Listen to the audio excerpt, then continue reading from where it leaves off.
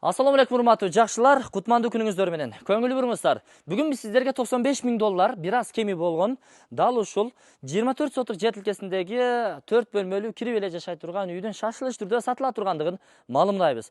Кошумча бак дарактары бар, 2 бөлмөдөн турган склаты бар, отунканасы бар. Айтор жакшы жерде жайгашкан. Бул кайсыл жерде дебейсиздерби? Азыркы учурда Ош өзгөн негизги трассасынын боюнда Куршав айылынын түштүк чыгыш тарабындабыз. Мындан дальше кетсеңиздер жаңы чек, андан кийин Шагым айылы. Айтор бул жердегилер, айланадагылар жашагандар байкады окшойт. Токтосунов Алапаков көчөсү 23-дарек. Так, 95 000 доллар деди, бул айтылыш баасы бир аз кеми болот, сүйлөшүү жолдору каралат.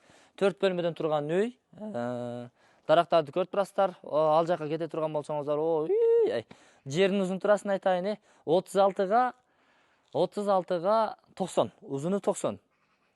Анан эми наркы тарабында жанагы документинде 15 сотук документальный калганы фактически дедик го. Ал жагын каалагандай кылып пайдалана бересиздер. Эч ким сиздерден талашпайт. Анткени 90 жылдан бери өздөрү ушул жерде жайгашып мындай пайдаланып келген жерлер. Жүрүңүздөр. Келүү жолдорун бир катар айталы, андан кийин сөзүбүздү улантабыз.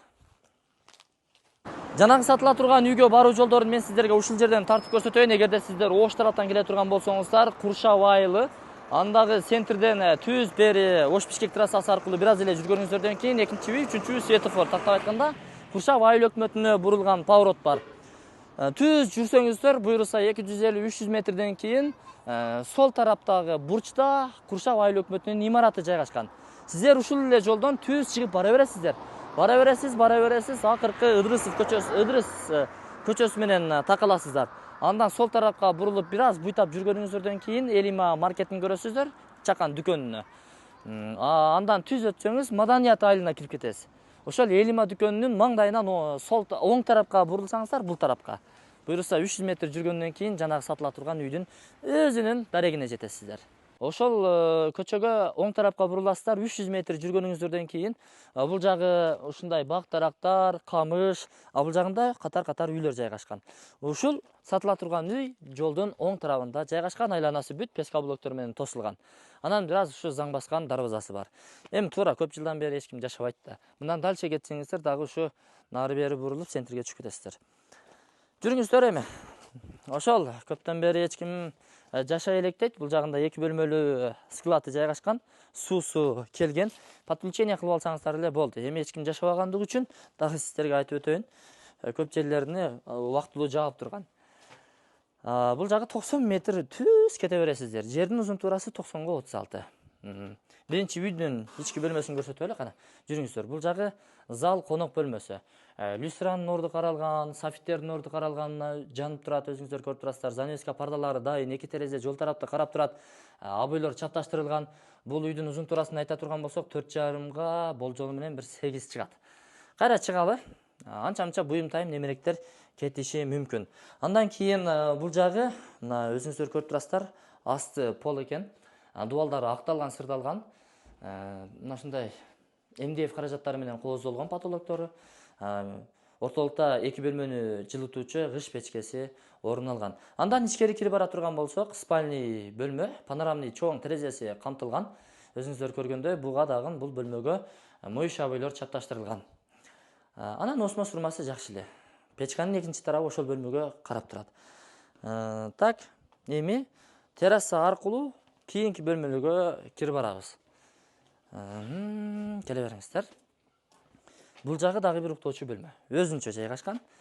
Асты пол, узун туурасын айта турган болсок, болжол менен 4,5 метр чыгып калат. Бир терезелүү, пластик терезелери камтылыптыр. Пластик терезелер камтылганда, асты пол, үстү болсо МДФ каражаттары менен кооздолгон. Анча-мынча ошо буюм-тайымдар кетет. Бул эми жанагы чоң ата, чоң энелерден калган буюмдар бар да, тетиги эмеректи көрсөтүп койсоңуз, мына сандыктар. Буларды эми таштабайт да, алып кетет өздөрү менен. Туугандар, эми жүрүңүздөр. Бул жакта дагы эски бир курулуш бар экен. Ал дагы эми склад, мурунку склад. Бул жакта эми бактарды аралайбыз. Бул бактарда алмасы бар, өрүгү бар, карагайы бар. Ушундай. Муну Муну не деп коет? Білесіздербі? Муну отун кылып жаксаң, раса чок кармайт да, көмүрдөй эле. Выз күйөт да. Деп эле акылдуу боло берсең. Мына жаңгак. Көп жылдык жаңгактар. Көрдүңүздөрбү? Раса мөмө байлаптыр. Азыр сатып алсаңыздар, буюрса жакшы мөмөсүн аласыздар. Былтыркыдан кылган немелер экен. Түшүмдөрү жерде жатат. Терген адам жок да. Могул дагы көп жылдык жаңгак. Жаман чоңоюптур, Ажатканасы бар экен, тетиги жерде пескоблок менен урулган. А бул жагы мына кеңири кеткен. Дарактын ноол эмес, ноо жаңгак эмес. Анын наркы тарабындагы жаңгактан дагы өтөт да. 90 метр элестетиңиздер, 90 метр нары кетет. Ал жакта канал бар. Ошол мечит мектеп бала бакчаларга жакын. Сосабектин бүрт баардыгына жакын асфальт жол менен келесиздер. Болгону бурулгандан кийин бир аз 300 метр таштак жол менен жүрүп коесуздар да. Ошону эле эске албаганда бар жок баардык көчөлөрүңүздөр буюрса асфальт. А бул жагы Куршаптын центри, андан түз кете турган болсоңуздар, Ош Бишкек трассасы, кааласаң Ошко, кааласаң Бишкекке кетип каласың. А мындан дальше кетсеңиздер Жалпакташ, Шагым айылдары. Карагул жакка чыгып кетсең болот, Айтор. Жок, Карагул жагы. Жаман апыртып коет экенмин да. Карагул жагы көп бар эле. Эсим номер экран астында калып турган, өзүңүздөр чалып айланышып келе бересиздер. Содаңыздарды берсин. 24 сотук. Фактически ошондой айтылды. Документальный 15 сотук. Анан суу светтери келген, интернет тартылган, түнкү жарыктандыруулар орун алган, жакшы жерде жайгашкан.